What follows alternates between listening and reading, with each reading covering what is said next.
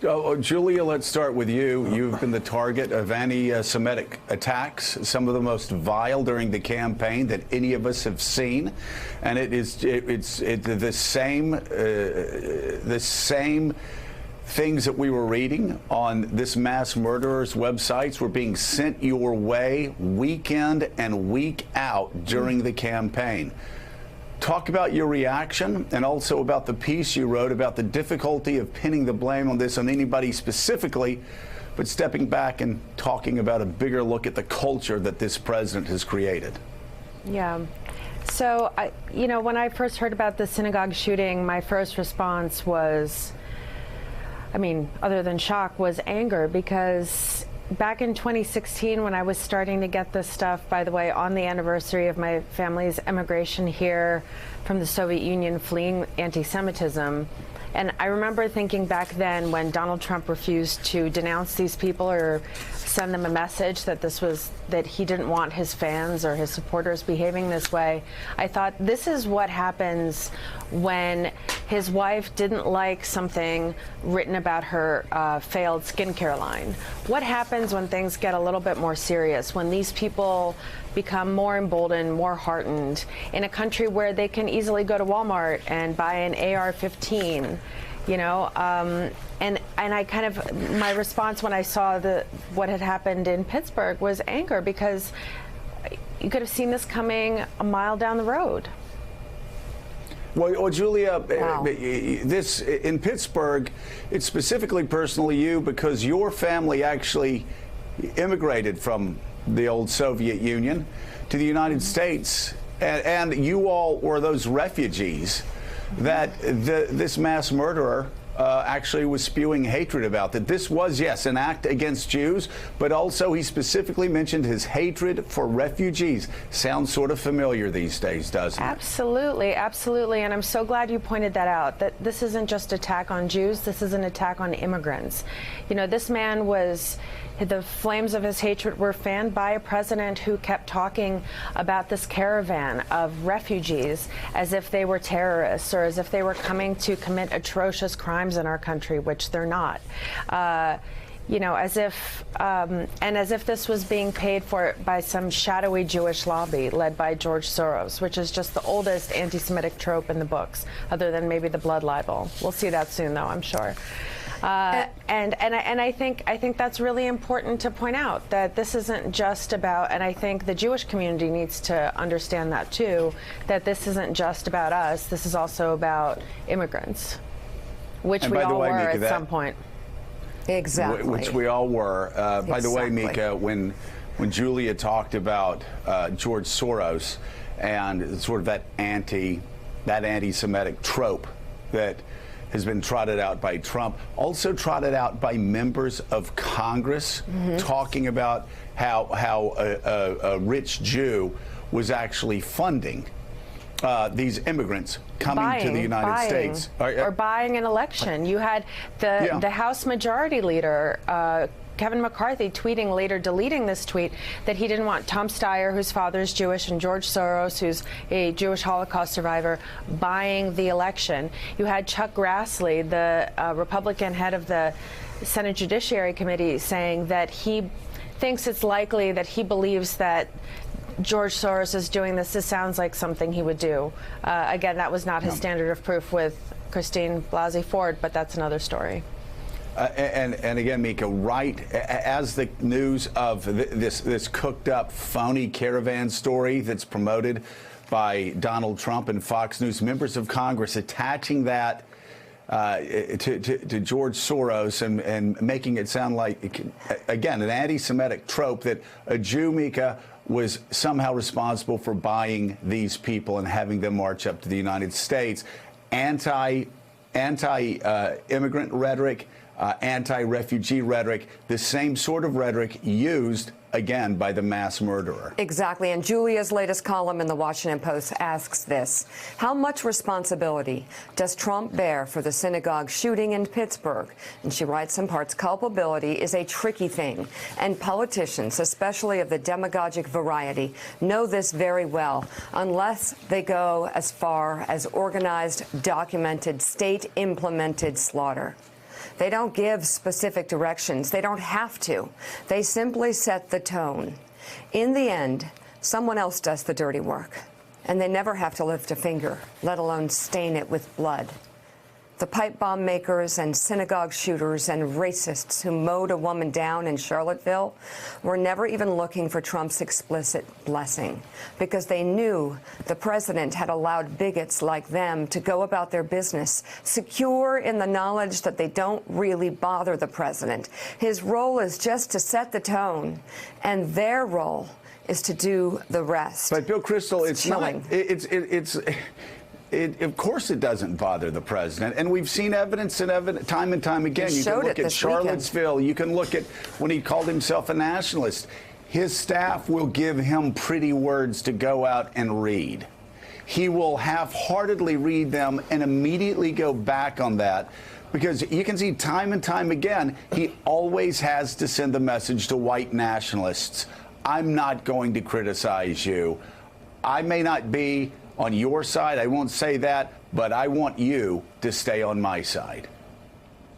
Yeah, and just the whipping up of the flames, especially on the caravan, on the refugees, that that directly was cited by the murderer in Pittsburgh, and that was done by him, by members of Congress, as Julia said, by Fox News, was obsessed with it for 2-3 weeks, and obviously the killer was responsible for the killing, but others are responsible for creating a climate, and in this case, particularly triggering him. I agree with what Mika said also earlier. I mean, one really wonders about what damage is being done to the country. I've been fairly optimistic about the institutions, sort of us surviving Trump, the institutions hemming him in, the culture responding to him.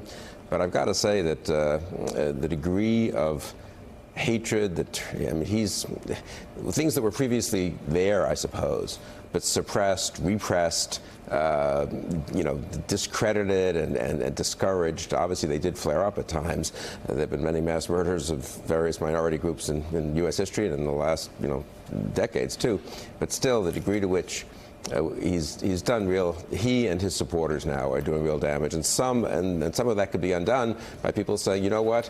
We got caught up in the heat of the moment. We got caught up in our beliefs on immigration as an issue or whatever. We thought the border wasn't secure, but you know what? We're going to dial it down. And people could say, Fox News hosts could say, senators could say, the President of the United States could say, I'm sorry if I've gotten a little inadvertently encouraged a climate that's unhealthy, and we now need to all step back and we're all Americans. I mean, but is there any chance any of them is going to say that? The one, who has said it? I mean, Nikki Haley has been who is in the Trump administration, has been more critical of Donald Trump, has said the truth about we need to call our political rivals opponents, not enemies. We can't say people are evil. We know what evil is in the world, but that's not what other Americans who disagree with us are. That's not what George Soros is.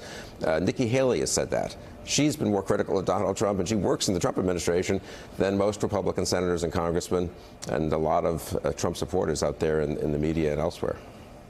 Well, again, and you talked about Fox News. Unfortunately, you look at Lou Dobbs, who was spreading conspiracy theories himself. You really wonder why Rupert Murdoch and his family, immigrants, why they allow Lou Dobbs to continue working on that channel, spewing the hatred and the conspiracy theories that he's spreading. I mean, I'm a free speech person, and I'm for huge diversity of views, and I'm not for being super fastidious even about calling people to account for things that are said in the heat of the moment and so forth. At the end of the day, though, I think Fox now, with its evening lineup, with Fox Business with Lou Dobbs, the routine stuff that is said there, people who work at Fox, the management of Fox, the shareholders of Fox, the corporate board of Fox, really need to look in the mirror and say, are we comfortable with this? We're making money, and obviously no one wants, a board of directors to be micromanaging. You can't say this on the 8 p.m. show, but are they comfortable with what the overall effect that Fox News and Fox Business, and I say this as someone who was on Fox News for 10 years on Fox News Sunday,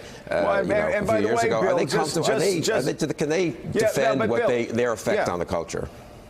Well, it's fascinating you and I are bringing this up because I remember at the height of Glenn Beck, you and I talking about Roger Ailes, and I know Roger Ailes. A lot of people are thinking it's the same now as it was then. No, it wasn't. Roger Ailes, when Glenn Beck got into conspiracy theories, we were talking about how he was calling me, saying he's gone over the line. We have to have some guardrails. He said the same thing to you.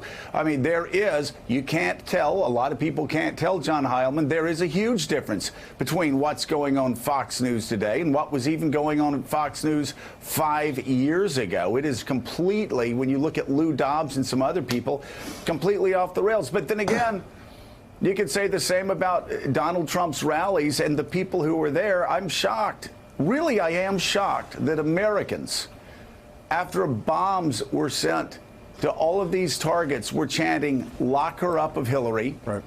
And were chanting CNN sucks, when there are a lot of working class people at CNN, a lot of middle class people at CNN who never get close to being on air there, that could have been victims and were most definitely targets of those bombs. Right. And yet the hatred continues uninterrupted.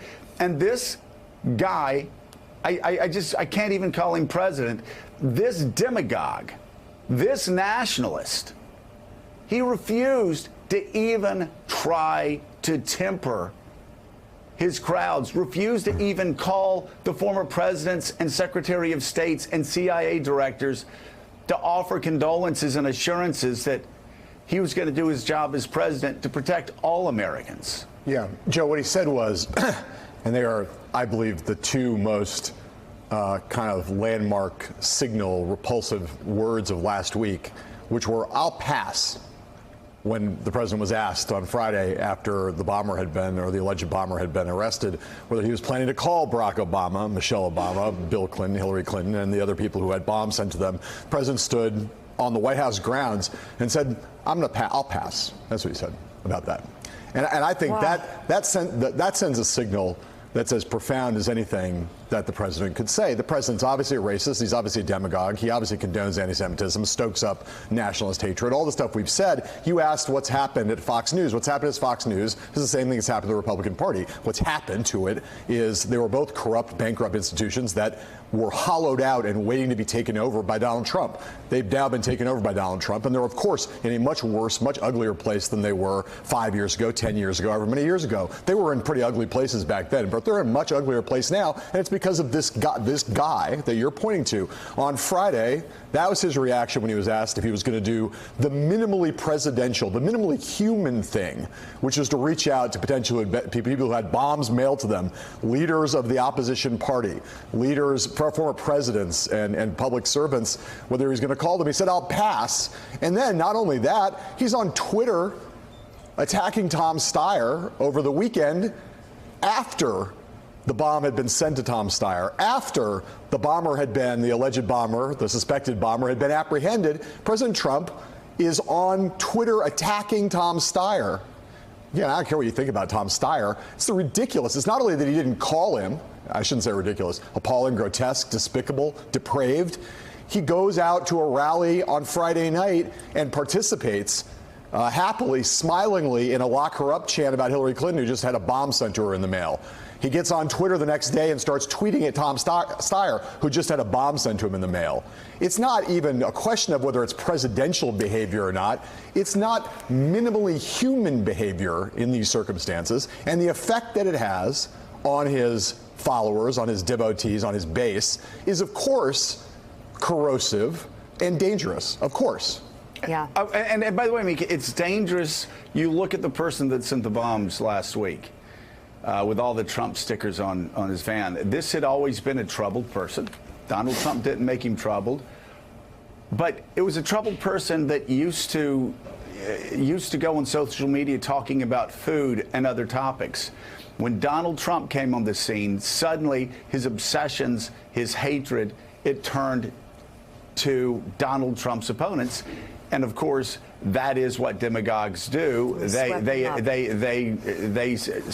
set off and they trigger people just like that. And if you don't like this, you have a choice to put a check on this. You just need to vote. You can vote early, or you can vote on Tuesday, November 6th. Thanks for checking out MSNBC on YouTube, and make sure you subscribe to stay up to date on the day's biggest stories. And you can click on any of the videos around us to watch more from Morning Joe and MSNBC. Thanks so much for watching.